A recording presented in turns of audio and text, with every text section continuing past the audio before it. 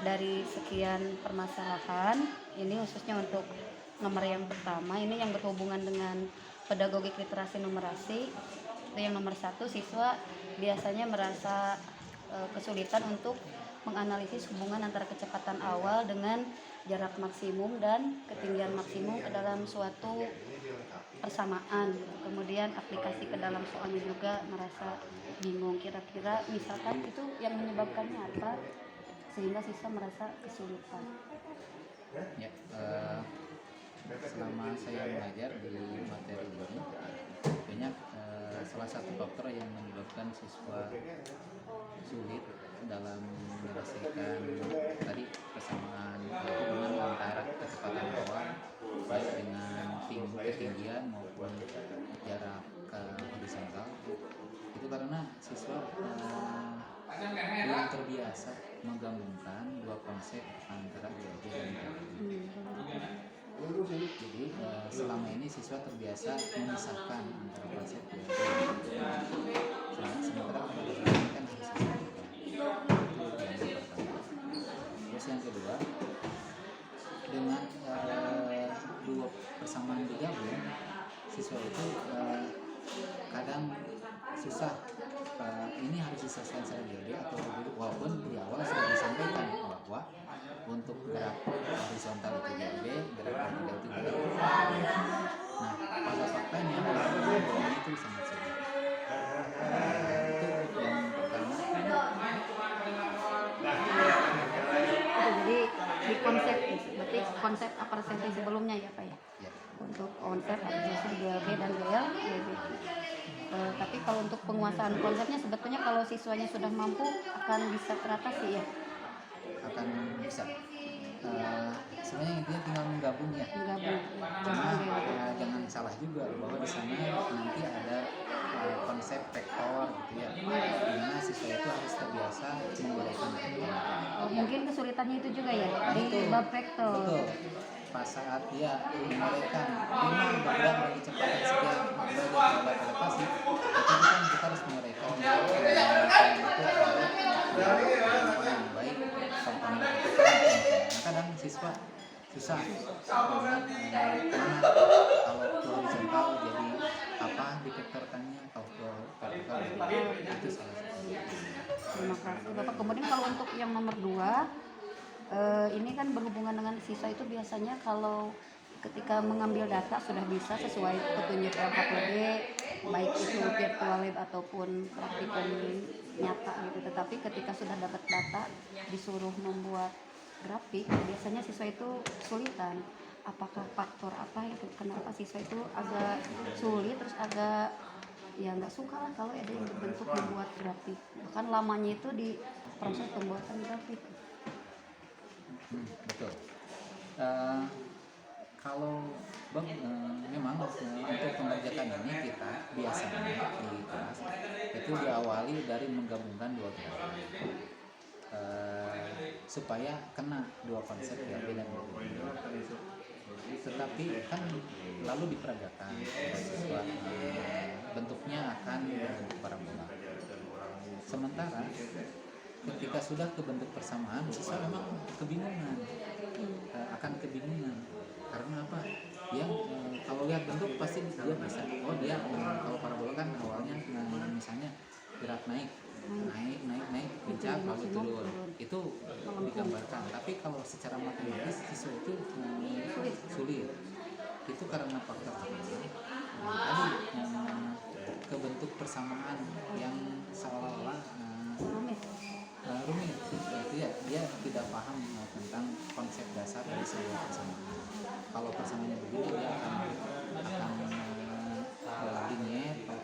Kalau persamaan begini dia itu akan dia melengkung ya parabola. Kan salah satu persamaan garis ya.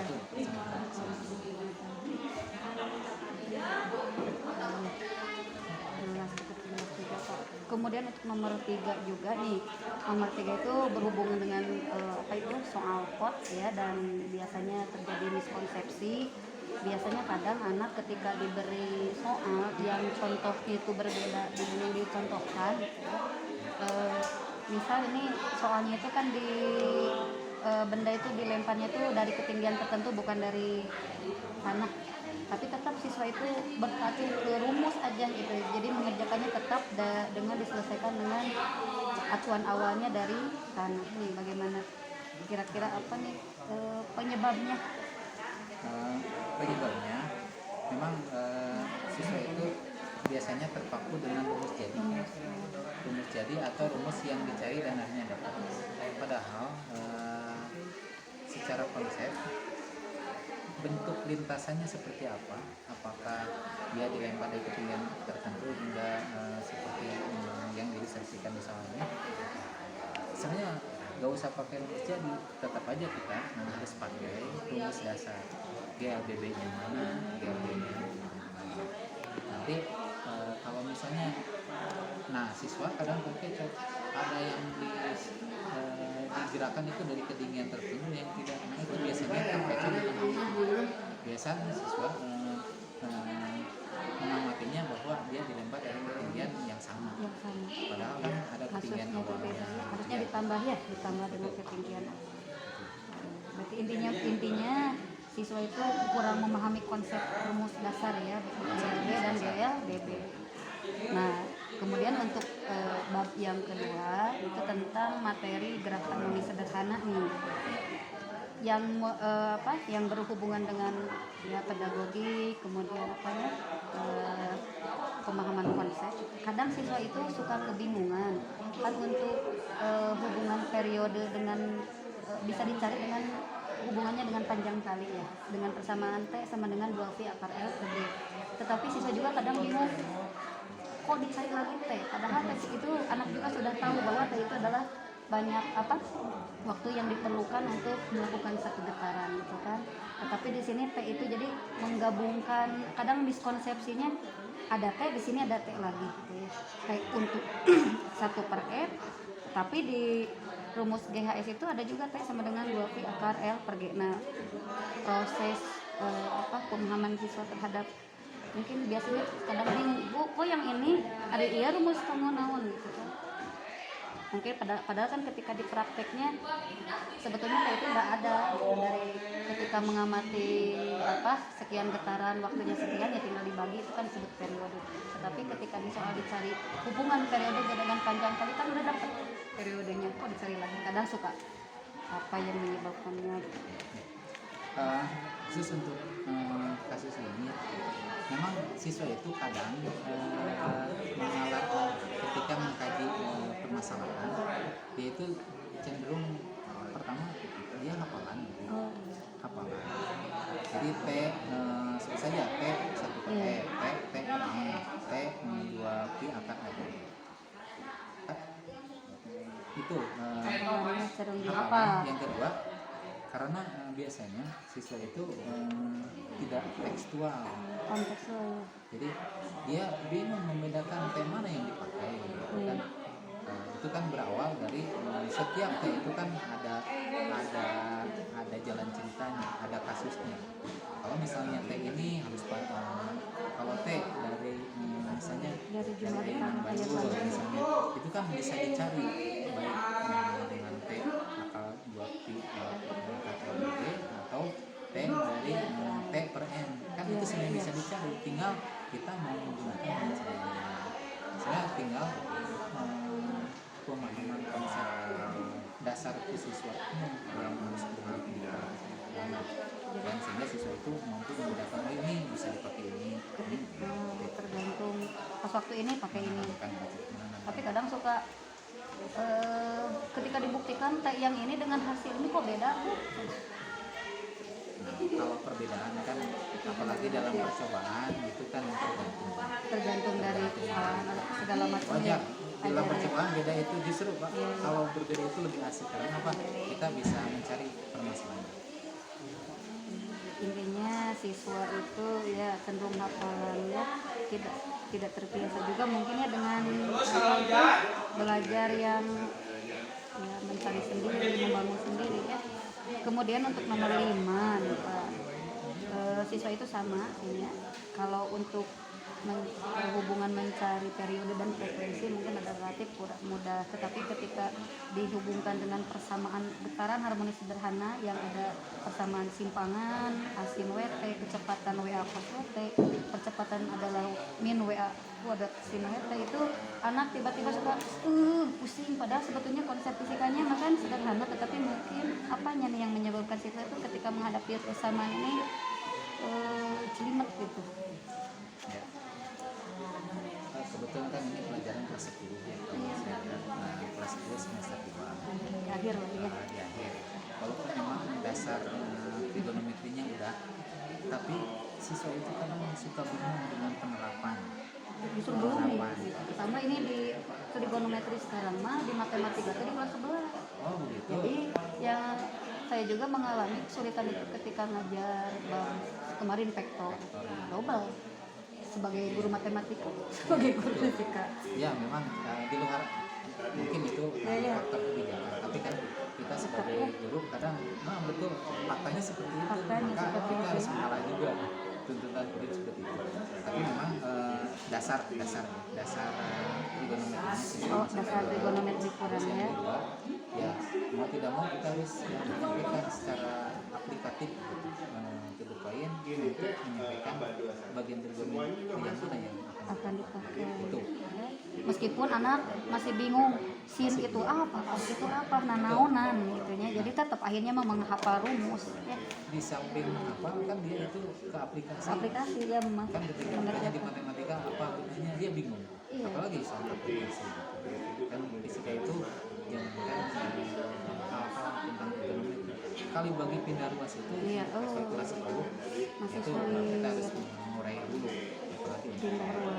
ini dasar. Jadi ini tetap aja harus diberikan juga ya oleh kita. Dan yang terakhir nih, nah biasanya ya dari sekian banyak nih, ini hanya satu contoh aja untuk materi terkait soal HOT, konsepsi gitu. Kadang anak ketika diberikan soal tadi sama ya, yang berbeda, apalagi ini di nomor permasalahan yang tadi itu ada siswa disuruh mengerjakan dulu, mencari, kemudian terakhirnya membuat grafik gitu kan. Tetap ketika membuat grafik, makanya saya mengambil ini sebagai bahan permasalahan, karena yang saya rasakan emang ketika di kelas itu siswa emang sulit kalau dihubungkan dengan membuat grafik. Padahal misalkan sudah dikasih tahu, sudah jelas di LKPD-nya, buat dulu kesumbu vertikalnya apa, kesumbu horizontalnya apa, tapi tetap aja apakah penyebab utamanya apa gitu. Apakah emang kemampuan siswanya yang kurang gitu. Selain itu kira-kira Selain dasar trigonometri, jadi kan di pengenalan walaupun memang materi yang belum, tapi kita harus menyampaikan. Selain sin cos tan, berarti kita juga di awal harus menyampaikan bentuk sinus itu seperti ini grafiknya cos dan seterusnya. Kita kan pakai sin. Iya, Bentuknya apa grafiknya perbedaannya? tetap harus Mungkin salah satunya siswa harus lebih ditekankan pada bentuk sin cos tan. Iya. Nah, dia kan karena belum memahami itu bingung harus seperti apa. Sekalipun disiapkan sumbu S dan sumbu Y. Y ya itu, jadi pasti siswa itu akan menolak grafiknya gimana cara menghubungkannya. Rata-rata siswa seperti itu memang harus dari dasar. Terus yang kedua, ketika yang saya coba ketika dibuat grafik ya, tidak kalau langsung menyimpan di grafik itu sulit. Makanya kita coba dibuat tabel ya. Iya. Ketika T-nya sekian berapa. Oh iya, jadi jangan langsung ya. Jangan langsung. Ketika T-nya sekian maka T-nya sekian. T-nya sekian dari yang ekstrim misalnya sudut isnya. Terus yang tidak ekstrimnya coba pakai kalkulator lebih smooth lagi. Nanti tolong dibuatkan, nanti insya Allah bisa. Cuma arah untuk mengerjakan itu pertama harus pendampingan yang intens ya, harus pendampingan. Terus yang kedua karena ini kan materinya baru, Iya. yang kedua ya diarahkan cara membuat skalanya dan seterusnya, sehingga tidak aneh nanti ketika skalanya jauh-jauh kan dia nggak akan semut nanti. Iya. Tapi beda kalau misalnya Ini harus dinas ya. skalanya Misalkan satu skala mewakili berapa gitu ke sumbu E, sumbunya harus banding gitu. ya kan walaupun kita sebagai guru tahu di mana titik maksimum pada di T mana berapa. ya. Nah Pada coba kalau misalnya dalam 2 detik dia maksimum, berarti coba dalam 2 detik ini kita buat grafiknya jangan 2, misalnya 5 ke skalanya berapa. ditambah lagi datanya ya Jangan supaya jangan angka bulat gitu. Boleh sih. boleh. Oh, Cuma siswa ketika disampaikan angka yang nggak enak dia malas gitu. iya, Yang apa? ya Kadang seperti itu pinginnya angka-angka bulat. buat data yang lain ya. Terus yang berikutnya nih kan di sini ada waktu, ada periode. Nah iya iya, Tadi teh istilah-istilah itu muncul karena kita butuh. kurang Siswa literasi gitu, salah satunya itu literasi siswa untuk memahami istilah-istilah istilah simbolnya. yang muncul di dalam konsep ini masih kurang. Jadi seperti itu.